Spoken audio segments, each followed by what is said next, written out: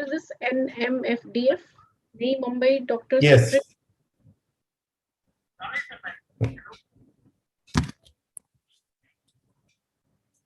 Madam, can you stop share screen?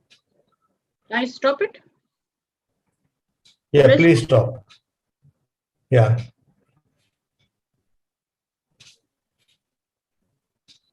Okay. Okay. I've stopped. Yes. Good evening, everybody. Dr.S.V.Kulkarni, President of Fiji, for one more exciting webinar on a subject which is very near and dear to us. And we have got a very wonderful faculty for this program. I will just share few of my thoughts before we start the program. Sorry. Just give me a minute. I'm sharing the screen.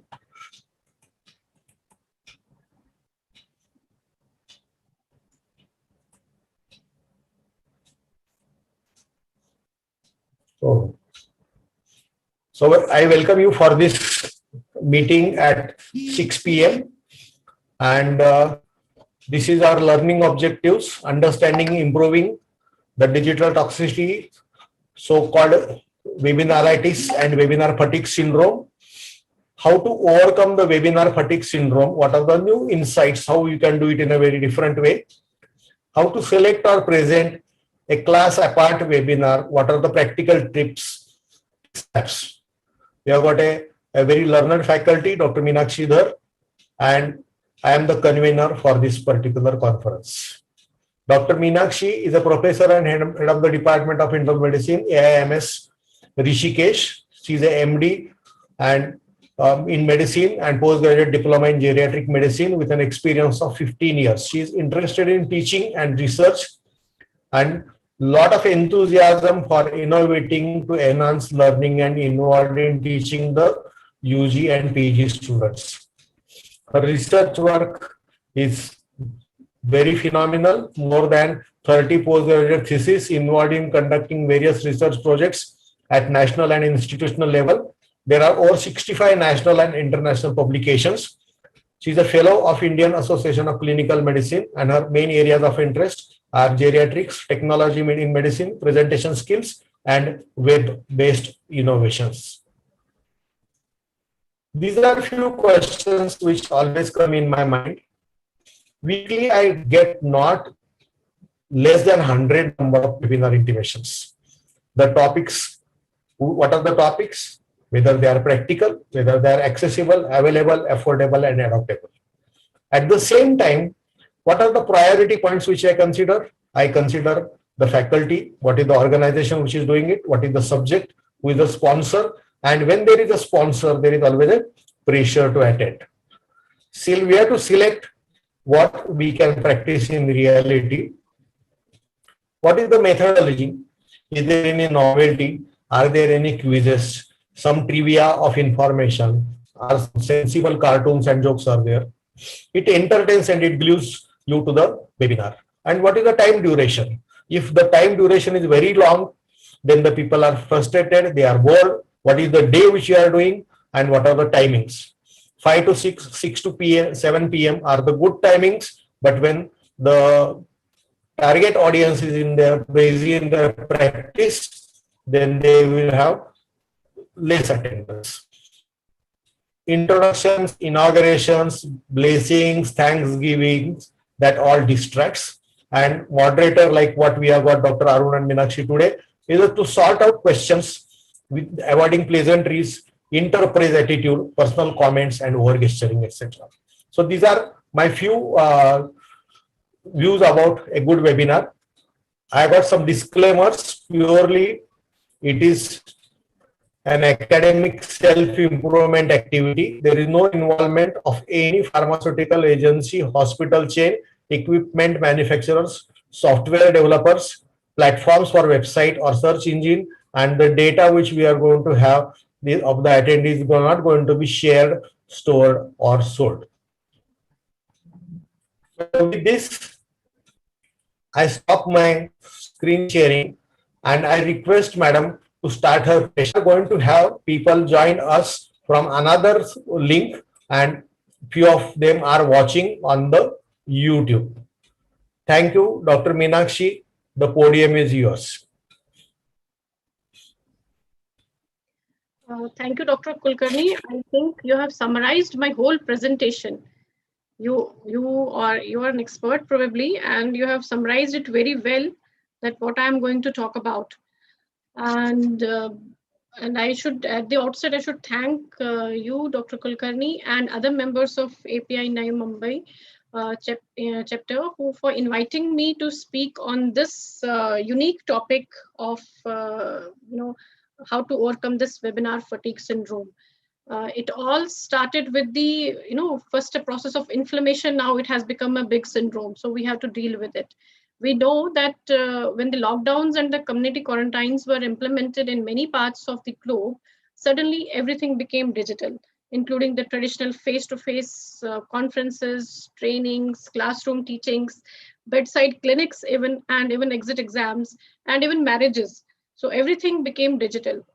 And this all gave rise to this, I call it inflammation, which has now, grown up into a webinar fatigue syndrome. So what I'm going to discuss in my presentation is that what is this webinar fatigue syndrome? And we can identify at the end of the presentation that are we the victims of this webinar fatigue? And if at all we are the victims, and I call us as the participants, as the patients, when I'll move forward, I'll call them as the patients, and the doctors are organizers who are conducting these webinars. What is their role in preventing the spread of this webinar fatigue syndrome? And I hope, touchwood, we have somehow curtailed the spread of this COVID-19. I hope this syndrome will be able to curtail very soon. So to start it, that it was a new pandemic which came into existence along with the COVID-19 pandemic. And webinar fatigue is actually a new term, and it is described as a feeling of tiredness or lack of energy towards webinars. And like any other disease which a human being suffers, everything has some cause, everything has some etiopathogenesis. So when I was making these presentations, I just wanted to give it a simile of a disease. So I tried to give headings as per we progress we teach the students about the disease. First the definition, then the etiopathogenesis, and so on and so forth. So coming to the etiopathogenesis of this webinar fatigue syndrome, we all know that usage of this webinar has gradually increased during the COVID pandemic times. So webinar, and at the same time, we know that these webinars provide an effective tool to engage with stakeholders amid the dearth in physical events. Even it has helped us a lot in continuing with the medical education, teaching our medicine MBBS students as well as our residents during this pandemic time. Initially, it started as a compulsion, like we had no other choice. But now some people have understood the usefulness of this, especially the organizers. They have come to know that this is a very, money-saving method of conducting webinars and conducting the various events. And we can get the best of the people to participate in the events at very low price. I mean, they don't, people are really interested in speaking and they really want to share their knowledge, and it has helped all of us a lot. But at the same time, when we look at our, daily, these social media feeds, as Dr. Kulkarni said, that we see hundreds of webinar notices coming on our social media, that there are so many webinars and so many live streams are there. So we are always, overfeeding. We are always overfed with these webinars. So that I call it, this is because of the overfeeding of these items on the websites. So at the same time, I should say that even we as human beings have an over eagerness to learn new things. We know that, we want to grasp and learn anything which is coming in our way. And the reason for that over eagerness is, one is that its own self. The other reason I think is the peer pressure.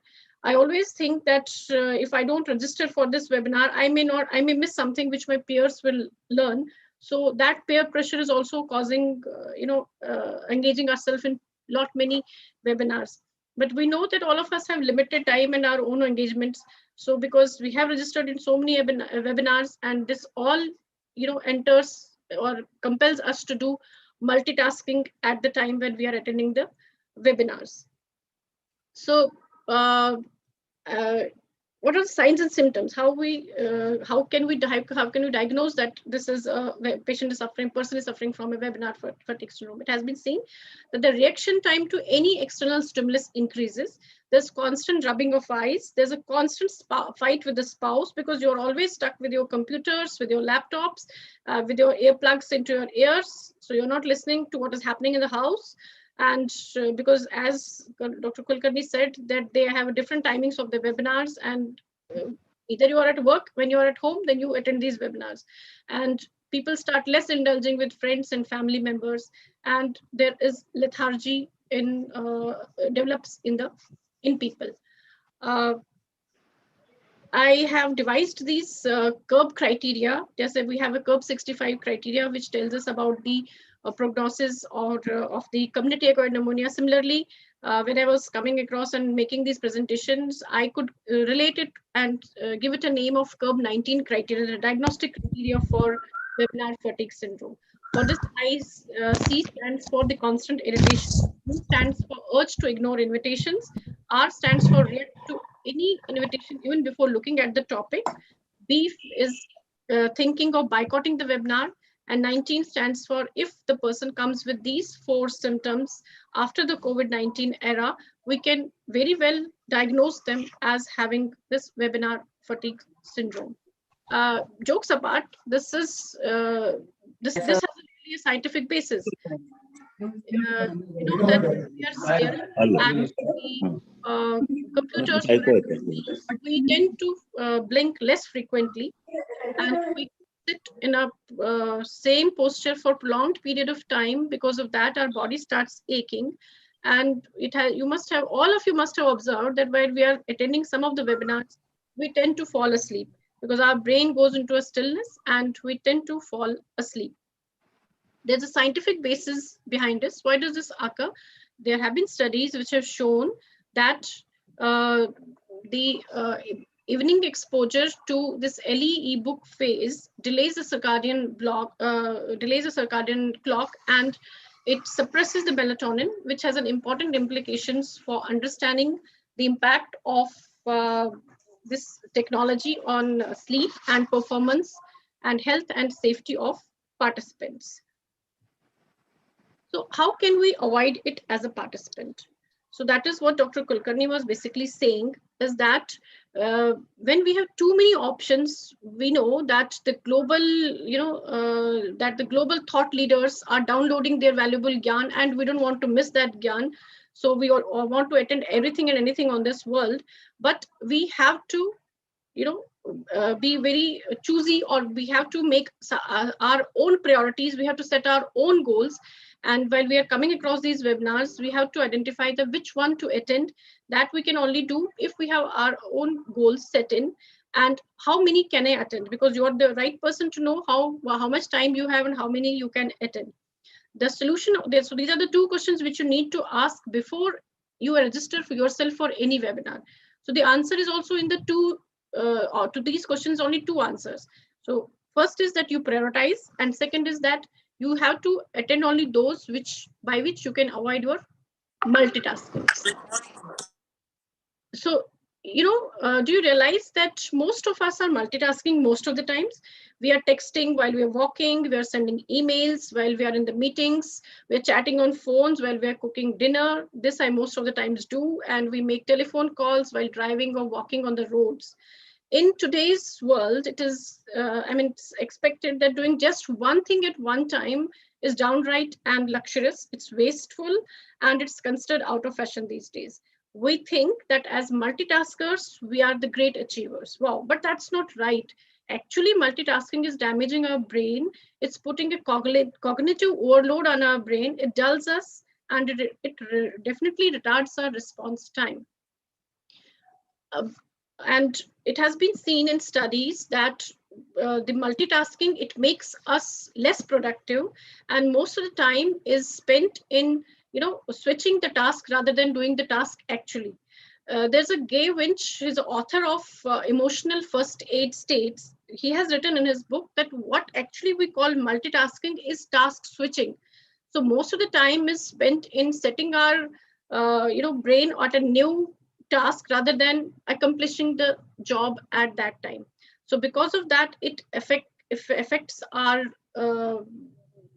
concentration very badly, and we are not able, we don't remain alert, and our intelligence definitely get affected by all these things.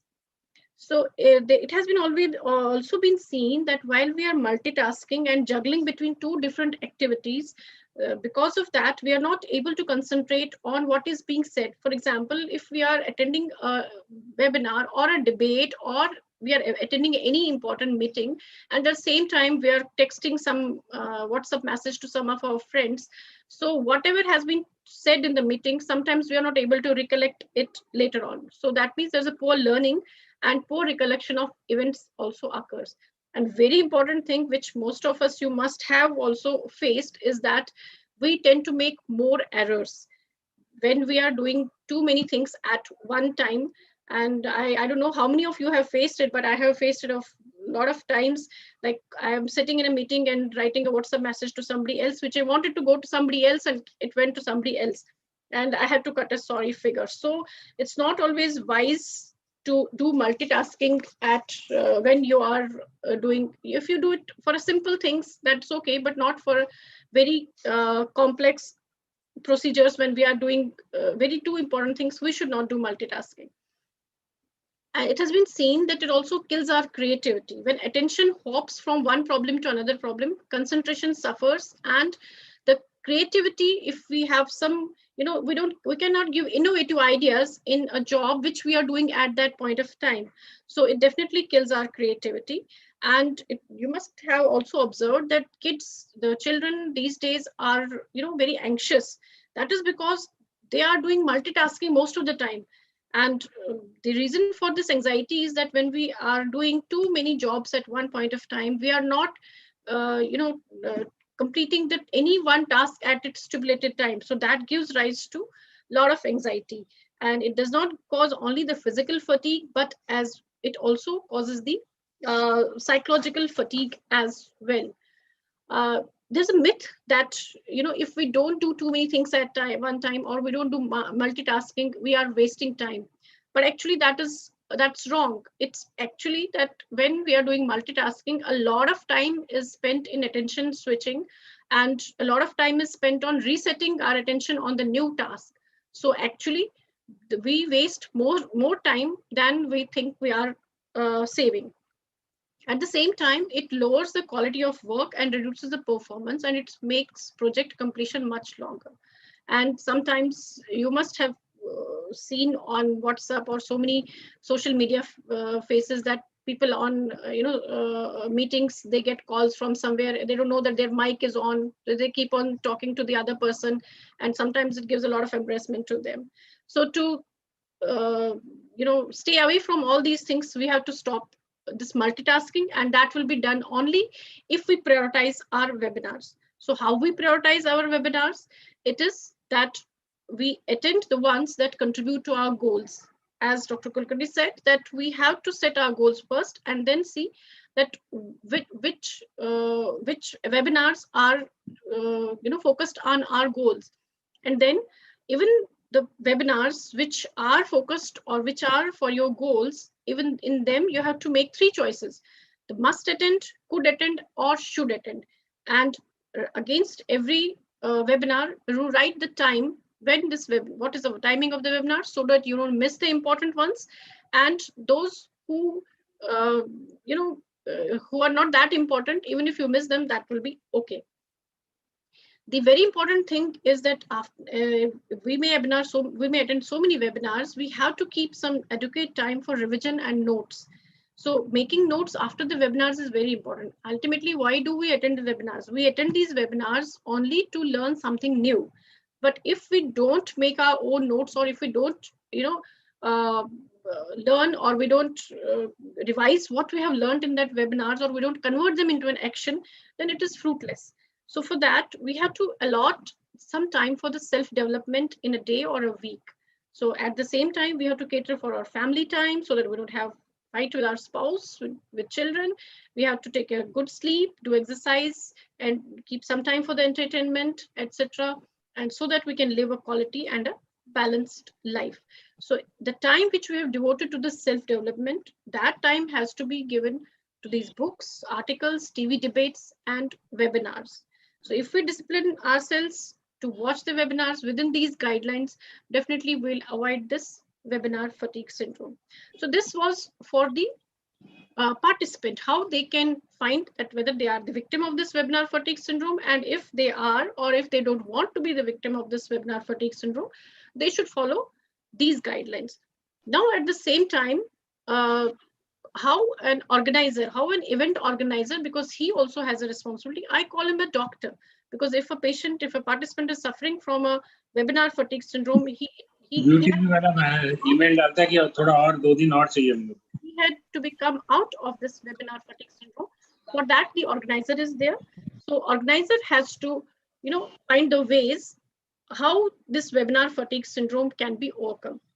It has been seen that because due to the latest turn in the events, the world of virtual events and the dissatisfaction experienced by the virtual attendees leaves event organizers in quite a tricky situation. And because this online webinars are still the only option by which we can conduct these webinars. There are only few places where the lockdowns have been opened and the webinars or these conferences are have become a reality, but still most of the areas we still have to rely on this virtual platform till now.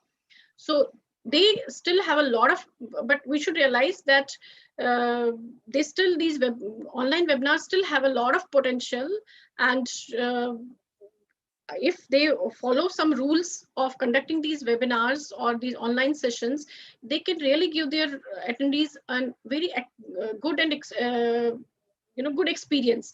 And they should not just conduct webinars back to back, but the attendees should be able to take some lifetime experiences from these webinars. So we all know that content always reigns. That's just the way it is. And one way to keep event very interesting is by giving your attendees the variety, because unless and until you don't have a variety in your event, the attendees are bound to become bored, and they will suffer from this webinar fatigue syndrome.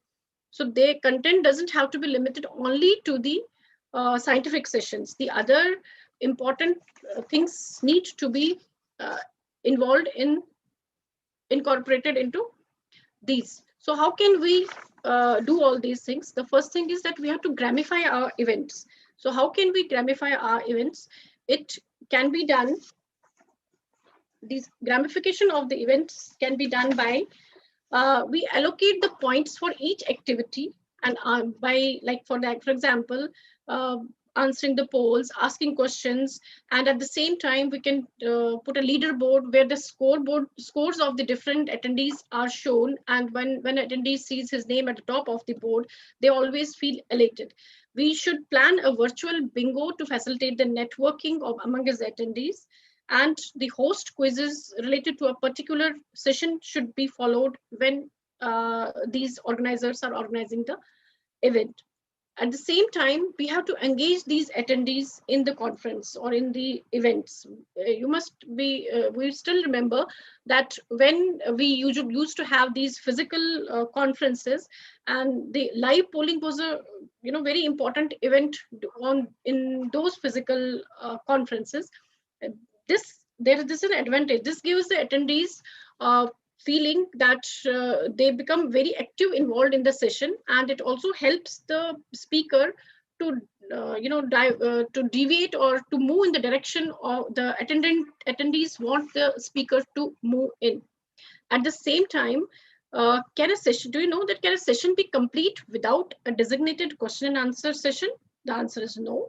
That's why you need a platform that allows attendees to submit their questions to the speakers. And at the same time, this conversation should continue with each of them, but at the same time we want that there should be no interruptions in the when the speaker is speaking. So for that we have the real-time chat facilities, so attendees can put in their questions, give the comments on the speaker's topic, discuss the among each other. Even in the real, when the physical events were occurring, that time also the attendees used to have the side talks. So this can be a part of a side talk when they put their queries, put their questions, and put their comments in the chat box. And at the same time, it's always better to host a virtual event in bits and pieces.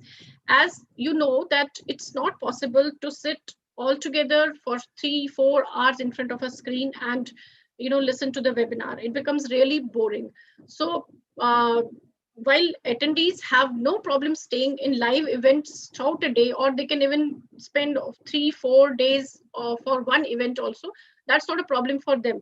But the same thing doesn't happen with the virtual events. They can't sit in front of the camera the whole day. So that's why the event has to be spread over days, or over days with more frequent breaks. But the only problem is that we think that will they return after the break? So they can return after the break. It's only that if you send them the reminders through the WhatsApps, and give them some messages so that they come back. And the very important thing is that each session should not be more than 45 to 1 hour, more than that, because the attention span is only 35 minutes. But if the presenter is very good, they can stay up to 45 minutes, but not beyond that. And in between every session, it's must that there has to be a break of at least 20 minutes. Most of the sessions we see that when there are physical sessions, 15 minutes talk with a 5 minutes break. So that becomes a very hectic on an online session. It's not possible that people's attendees sit in front of the computers for the whole time. So at the same time, we have to make the attendees feel that yes, they have attended something very different what they had previously attended.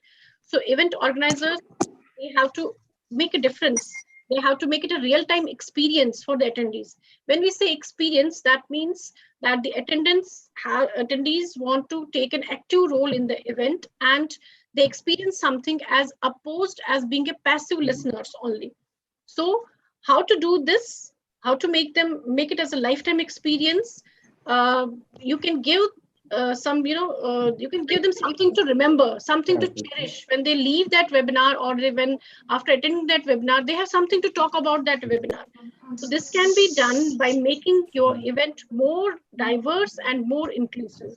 This is because at inclusive events, attendees feel that the sense of belongingness, and which in turn makes it a positive experience. So attendees may take some time to unwind and give some time to unwind and relax.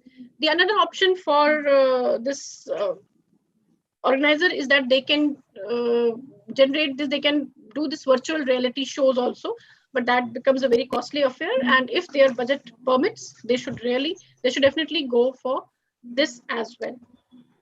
So who doesn't like good surprises? When you tell attendees that there is some good news which is coming up during the event, or it will be announced somewhere later in the event, there's a tendency that most of the attendees will remain tuned in. They'll stay there and wait for that surprise. And one thing is that we may not give them a very big surprise. That's okay. Do something very unexpected. That increases their excitement quotient. They may be waiting for something unexpected to come. So what unexpected gifts you can give them? You give them a digital card to buy a virtual lunch hour. You host a party, virtual after party once the event is over, or you give an impromptu soap session where you can invite your audience to speak. So they really love all these things. Okay, so these are some of the points which if the organizer incorporates in their sessions, definitely it is going to make a difference in their presentations, make a difference to the audience, make them as a lifetime experience, and this will definitely, prevent them from webinar fatigue syndrome. And that's all I have to say. And I hope that these things will help the audience in ease. If they are distracted, probably they will be, because we can't erase all external interruptions. We give them a nudge to draw attention back to the event, and sometimes we fail. But no plan is foolproof. And what is important is that we remove at least those distractions which are possible for an organizer or for a speaker to do. And whatever is not under our control, we can't help it. And at the same time, this all will help us to fight against this new pandemic, that is webinar fatigue syndrome. And I hope, as we have fought against this COVID-19 pandemic at the same pace and with the same enthusiasm, will definitely overcome this webinar fatigue syndrome. And this will no longer be a syndrome anymore, because people will learn different ways to engage their attendees, to engage the audience, and move ahead. And because human race has a tendency to learn new things and accept whatever comes in their ways and move ahead. I hope we all will definitely overcome this syndrome. And thanks a lot. That's what I just want to say in summary. Thank you, Dr. Minakshi. It was really wonderful, and you have stuck to your time. It was absolutely like a TED talk. So 25 minutes, 24 slides, and a lot of information. Can you stop sharing your screen? Yes, sir. Can you stop sharing the screen? Yes, and we are very lucky to have so many class of our audience. Dr. R.C. Kulkarni, can you unmute yourself? I will really like to see you after a long time. Dr. Kulkarni is my teacher, actually. The very senior cardiologist from SIAN. And I keep this discussion open for all our participants. Babita, Madhavi, you can ask questions. Bhai Mangesh is there. Bhai Mangesh was a very dynamic physician from Navi Mumbai. He was he was associated with our conference as a joint organizing secretary, and very effective person in all the academic activities. Before everybody starts, I just have only one session. What do you mean by box session? Minakshi madam, what do you mean by soapbox session?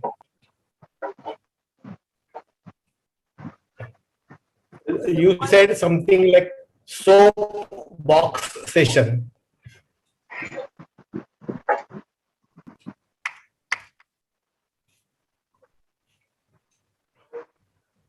Your audio is clear, is not proper.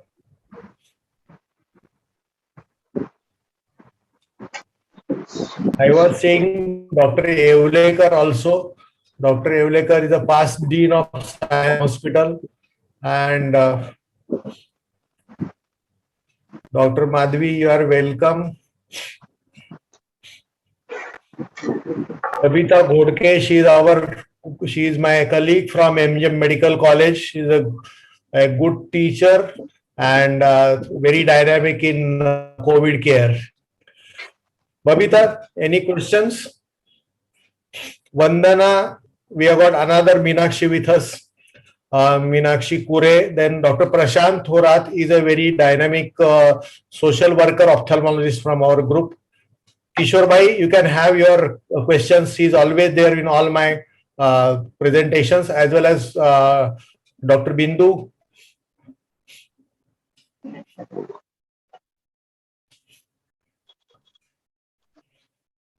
Hello. Hello. Audibility, audible आहे का सगळं व्यवस्थित रे? You can speak. I think Dr. Minakshi has by mistake logged out.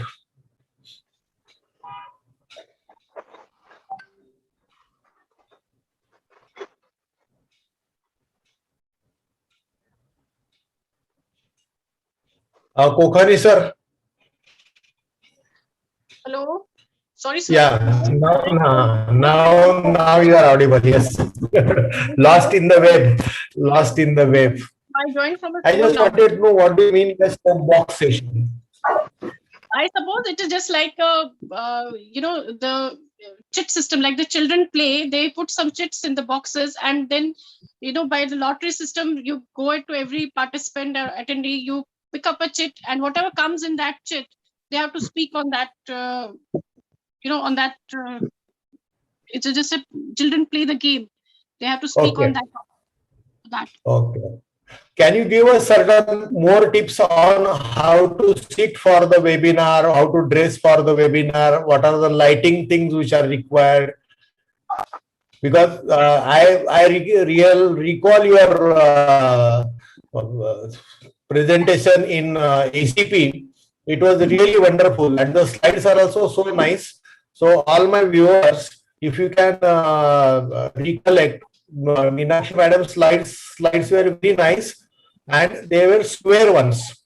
Means the slides which we normally make they are of a horizontal fashion, and sometimes they are not visible very properly on the screen, or sometimes they cut their corners.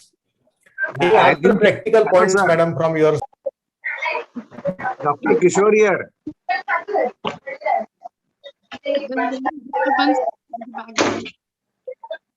Dr. Kishore Jumani here, sir.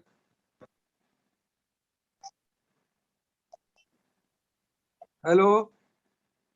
Dr. Kishore wants to say something. Give Dr. Kishore. I think you should have some lucky draws for the attendees. So there may be more attendance also. And not only that, the person who asks best question, he should be given some gift voucher or something like that. That will create more interest in the attendees, as well as it will be very live conversation also. Yeah, the only problem with this is the net connectivity. Sometimes what happens that when when we go for these live question answer sessions, the answers are so delayed that the presenter has to wait for a longer time. So the net connectivity should be, very good internet connectivity should be there. Then it hardly matters that whether you're sitting face to face or you're very far away from each other. Net connection is the one problem which usually we face when we do these live sessions, because most of the times we do it in the classrooms, or most of the classes are being conducted like that only. But if like the conferences which we had, I think the ACP Con which was done this time, it was really very good, and we never got bored during that conference. That was, I think, I don't know much about that because it was Dr. Muruganathan actually who wanted me to speak on this. And after that, I have started learning, and reading about this. How can we innovate things, and how can we, move ahead in this? But I should never consider myself as an expert to say about these things. But yes, I'm learning, and probably you all people are doing a good job. Yeah. Thank you. You will be very happy. We are joined by past president of Geriatric Society, Dr. Anand Amli. Anand, welcome. Anand is from Bijapur and is the past president of Geriatric Society of India. He has got a wonderful department of geriatrics, and some of his concepts are really very, very practical, and they should be followed by Kulkarni sir.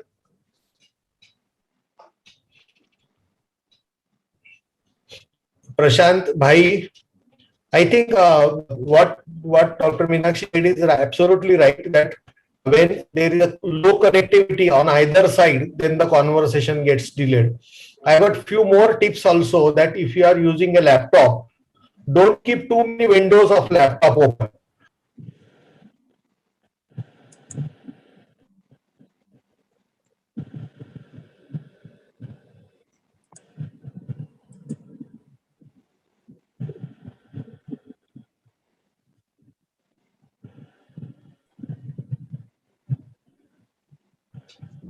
When too many windows are open, then it becomes a problem, and you cannot even search your own presentation.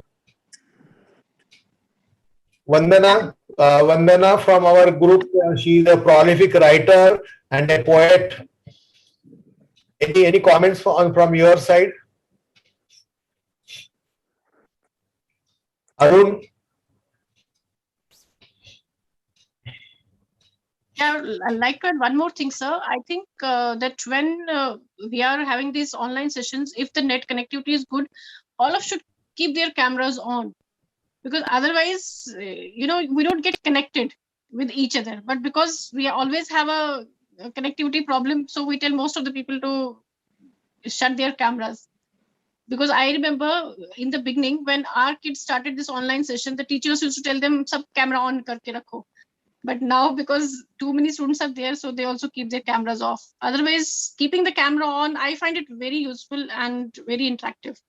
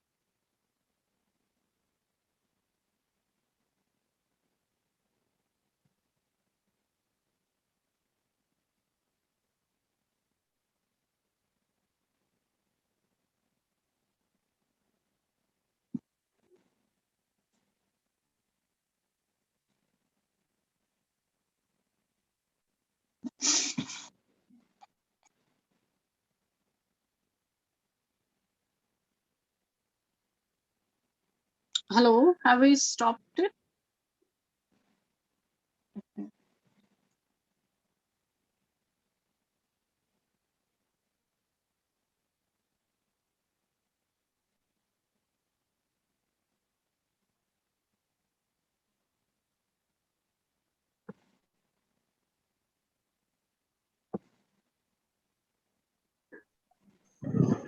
No.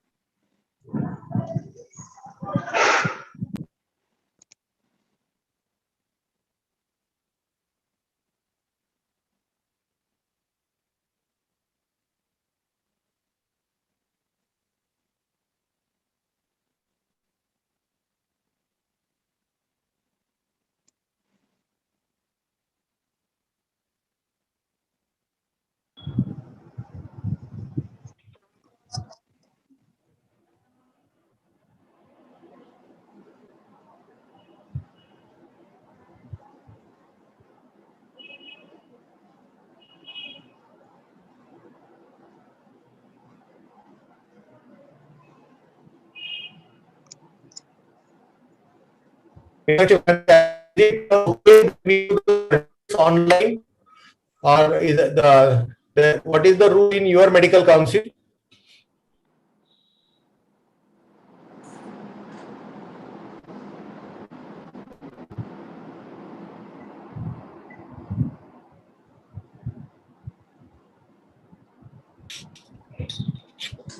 Do you give any CA certificates online for the people who attend it?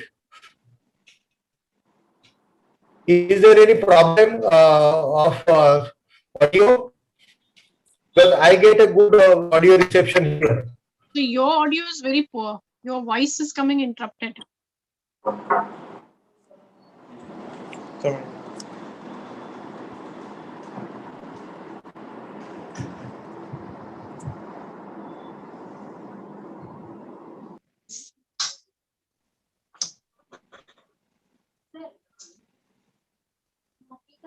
जो test किया हुआ है वो सब देख लीजिए, आपका भी मम्मी को जो ब्लड टेस्ट डायबिटीज टेस्ट वगैरह जो करता है ना वो सब देख लीजिए। तो सर उसमें जरा It's the problem with the live. There are some background noises. Somebody has kept his mic on. जैसे जितना है उतना बिल, क्योंकि ना मेरा बिल भी चेक होता है, तुम जहाँ पे भेजते हो ना वहां से वो कभी कभी वो लोग आता है कि बाकी का लोगों का भी दिखा बोलता है, तो हम ज्यादा नहीं दे सकते, जितना हम आपसे लेंगे उतना जरूर देंगे। पर ये जो है ना सर, वो कोई चेकिंग के लिए तो ठीक है ना, उसको बोलना दिएगा ना, उन्होंने दिया, उन्होंने 3 महीने का ही दिया। 3 हाँ। महीने का, तो 3 महीने का ना सिर्फ 700 ही हो गया मम्मी का क्या बिल। ऐसा कैसा हो जाएगा 700 फीस? और अरे त्याला सांग ना जरा, म्हणजे ब्लड टेस्ट, माझं कन्सल्टेशन आणि हे त्याचं किती होतं त्याच्यानुसार दे म्हणा. आपल्याला सर्व बिल पाहिजे आले अरे मी काय सांग, त्यांना बिल नाही पाहिजे, बिल जे आपको हा, मला बिलच हवंय, बिल हवंय, आणि तुमचं जे फी आहे त्याचं एक बिल पाहिजे, तुमची ते फी, देणार ना आम्ही, मम्मीचं जेवढं उसको टेस्ट बोल ना. केलंय ना ते टेस्ट ते सगळं देणार ना. ते सगळं मग हवं. जर आम्ही बिल दिलं तर तुम्हाला लिहून द्यायची काय गरज नाही ना अप्रॉक्सिमेटली. हा, मग तेच करायचंय का तिथे असं दाखवायचंय का मम्मी डिपेंडेड आहे, हा ना, बिल देणार, असंच दाखवायचंय. बिल देऊन टाका. मम्मीची जे पेन्सिल आहे ना 9900, मम्मीचे जे पेन्सिल आहे ना, हम्म. त्याच्यामधून मम्मीचं काही होत नाहीये, मम्मी डिपेंडेड आहे, इथे तेवढंच फक्त तिथे दाखवायचंय बिल सोबत.